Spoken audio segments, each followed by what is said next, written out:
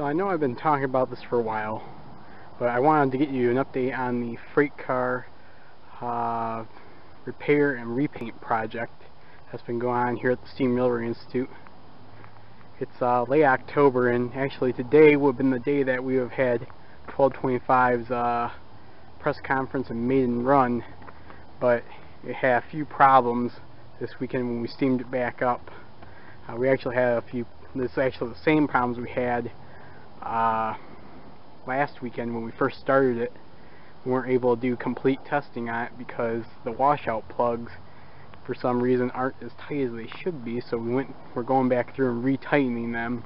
Actually, one of the problems we've had is that the turret pipe up on the top of the back of the boiler isn't sitting quite right. We had to order some special gaskets for it, so that way we'll reschedule the event and it will run hopefully pretty safely and soundly. So far, this is the Ann Arbor 40-foot boxcar, and I started repainting this today, and as you can see, it's got pretty far. And I didn't do the door, and I didn't do this section here because I'm running out of time to pour some extra paint into the pan, but I got most of the decals off of it. The parts that are left on, I tried to peel off and they wouldn't come off, so I took a torch, I tried to heat them up, and that worked pretty well for most of it. But this stuff here is on pretty good, and I've tried to scrape and burn, and it's just not coming off there. I've used some WD-40 and tried it again, and so far nothing. So I guess I'm just gonna have to paint over what's left here, this white stuff. But all in all, it worked out pretty good. There used to be a flag herald over here on this side, and I was able to get that off completely. Unfortunately, it already peeled off to the point where water had gotten underneath of it and algae had started growing, and what was underneath the algae was just rust. So I had to take some cleaner and get that scrubbed pretty good, and then I had to take some sandpaper and gently try and remove it. But it did pretty well. I can't complain. I still have to do some work on the door before I paint that, though. I want to get it as smooth as possible. This is the old paint that was on it before. It was basically, I'm basically just using it as a base instead of priming it, because it's just one layer, and I just cleaned it off and got this next layer on here. We're not gonna put any decals on it. We're gonna paint the letters and numbers on it this time. I don't want to be dealing with that crap anymore, so I'm gonna do that. This car was actually built in the late 50s, 1957, for the Ann Arbor Railroad. Their first actual new steel box cars that they had. The other ones they got from the Wabash were mostly all rebuilds of old wood sheathed box cars that were steel plated, so your standard steel rebuilds. This one, however, was taken into the shop like a lot of the older cars, well, older as in before 1960, and had some of the ladders cut off on this end. On the other side, the other ladder is still on it, though. They were cut in half so that it would stop access to the roof. In fact, the roof on this car has the standards for it, but the roof block has actually been removed. It was made of steel. The older cars would have had wood roof blocks, and as you can see there, the little standard that would be where the end of the roof block would come off of. The roof is actually on all these cars my main goal to get done for the winter. But unfortunately, I've only had 2 done. Here's the Burro crane. We had that up here for a Halloween event. Here's the Dow tank car that we had done last year, thanks to that grant from the Gerstacker Foundation, which is part of Dow. Thank you again to them. I'd like all these cars to look as nice as this. Anyway, this is the other side of the car, and this part here I had washed, but I'm probably going to need to scrub it a bit more again and see what else comes off here. I'm kind of afraid to do that, see how much more paint comes off, but yeah, this is how it looked on the other side originally too. As you can see, stuff's peeling off here, the old decals, and that's what I've really been worried about. And the flag's still on there. This side though, the flag's still on there pretty good. I hope there's not a lot of damage underneath of it. But the main thing is these cars are used for storage and for our photo freight fleet when we take the 1225 out and photographers want to get pictures of it with a period freight train. But again, my main point was the roof, because some of these cars, when there's no paint on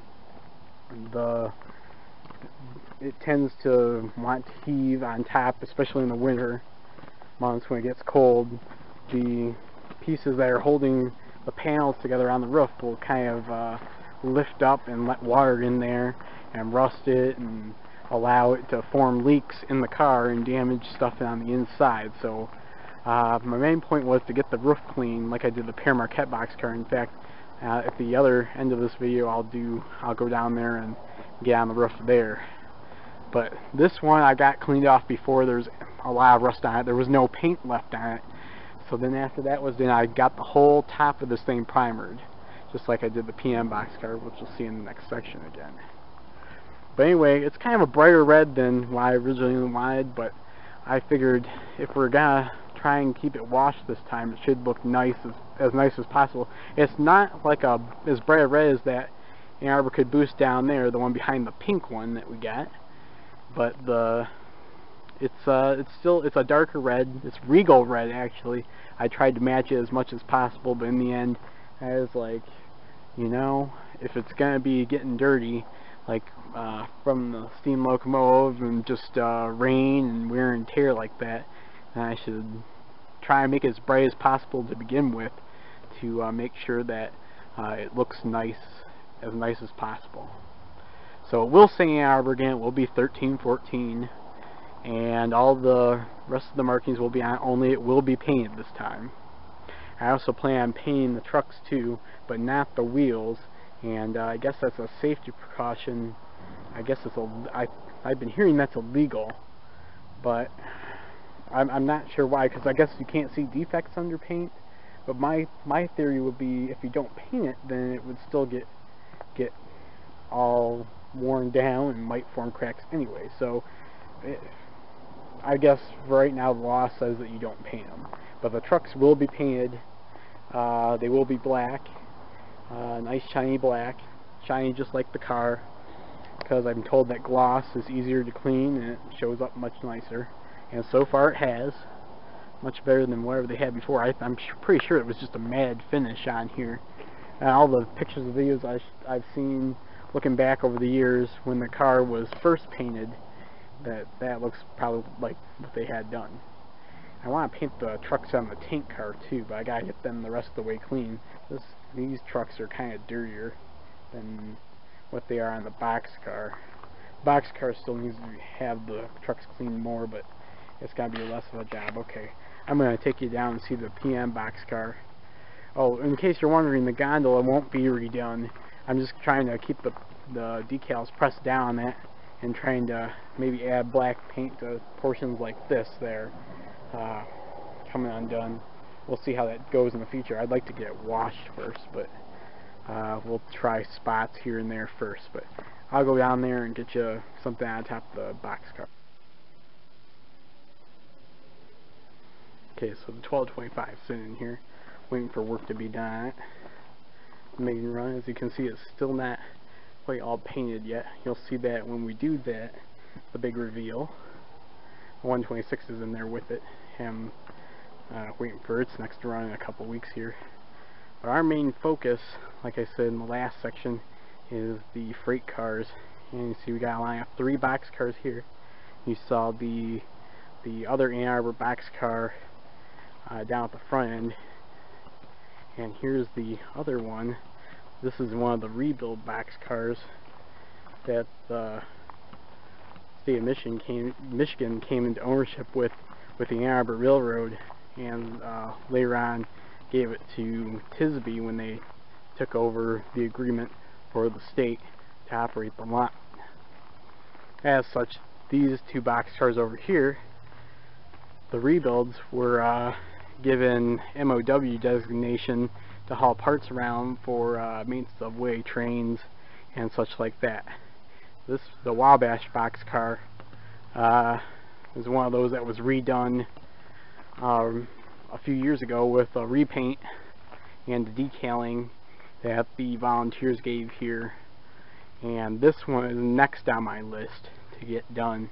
And I guess I'm going to use the same kind of paint that I used on the other Ann Arbor one, so it's going to be a little bit brighter than this, so not quite as authentic, but I really don't care what the foamers think. I just want to make it look nice and try and get as close as possible to what it should look like. This Ann Arbor boxcar here has a lot more damage around the sill, and it needs to have some welds done. I'm thinking a complete sandblasting. As you can see here, according to this little paint here, it was last painted in 1978 here at the Ann Arbor shops, and that actually is the same year that lead paint was outlawed. So I'm not quite sure if there is any in this, although I have got a lead test kit that's told me that none of these cars have any of that left, which also makes me wonder if it wasn't repainted after that was stenciled on there, anywhere on here. But I do know the Pere Marquette one is another one that was repainted, but that was repainted back in the 80s, so it has faded and gone straight downhill from there, but it doesn't have the kind of damage that this car has. Excuse me. So you can see some stuff is missing here. We've got the original markings here for stencils. It says 1982 as a repaint by Michigan State Trust for Railway Preservation, which is of course the owner of the Steam Railway Institute. And it's gotten done pretty well as a organization so far with the 1225, and we're still working away on it. I'm gonna get on top of the boxcar now and show you what I did last year to stabilize the roof. So now I'm on top of the roof of the Pere Marquette 50-foot boxcar, and what I did last summer was I came up here, and for a bunch of weeks, other than work on the engine, I was up here and I took a belt sander to the roof, and what was left on it was just little pieces of paint and mostly rust. And I got it all off there, and then after that was done, I took some Rust-Oleum brand Rusty Metal Primer and put it up here to try and protect it as much as possible. And for the past year it has held pretty well, except in some spots it needs to be redone, but since I cleaned it, it is holding pretty well. Other than under the roof walk here, which I was not able to get under thanks to the tools I had at the time, but some of it, that was not the worst of my concerns at that point. As mostly on the sides here where it could have leaked, because the standers here that hold on the roof walk usually keep that from happening, keep the sill joints here from giving way as much as they do without anything on top of them out here. So I did that, and the rest of it, like I said, I'd like to have it sandblasted like the other cars, and get that done, and hopefully come up here and redo the roof walk and then get the roof painted and work my way down from there. So that's how it goes. As you can down here, the other cars, the roofs of the other cars, that's kind of like what this roof used to look like, except again there's a roof walk on it, whereas this car has it totally removed, just like the other Ann Arbor boxcar. And the Wabash boxcar has a wood planked catwalk on top of it that's kind of falling apart there. Kind of embarrassed to show you that, but that's probably what this one would have looked like earlier. So that's what we're dealing with here. As you can see, it's pretty rusty on top of these two cars. I like to get them done. So I'm going to be applying for grants and trying to get these done. Sorry about saying so much, but it's getting kind of late. I need to get going home, but I need people's help here on this one. I mean, I'm doing a lot of grant writing, and last year I tried to apply for a grant that would have got all the freight cars, but it seems like no one wants to look at those kind of grants. So I'm kind of stuck when it comes to that, doing one at a time. But if you want to help me out, you can send donations to the Steam Railroading Institute here in Owasso, Michigan, and you can, if it's a check, or you could probably put on the check that you want it for the freight car repaint project, or if you're sending money, you could specify exactly what you want it for. So if you want, you can send as much as you want, as far as I'm concerned, because it would take about $25,000 to get all the cars repainted and road ready again, because some of them can't even run right now. But my main thing is to get a few $100s to finish the Ann Arbor boxcar for the stenciling, and then hopefully maybe move on to the Wabash one and then on to this one before we take on the major project, which is the other Ann Arbor boxcar here. And then there's still some other freight cars on the other side. There's the other tank car, and there's the Detroit and Mackinac gondola that's the bottom is starting to rust out on it. So we kind of want them to look as nice as the bunk car or some of the passenger cars that are being repainted. So yeah, if you have a thought for the future and you don't necessarily want to give just to the 1225, which is in the shop there, and it always needs money, you can send a little to us here at the Institute, or just call us before you send it. So, or drop by and just get it then. So again, thank you for your support on the rebuild of the 1225 and all the equipment we have here at SRI. So, okay.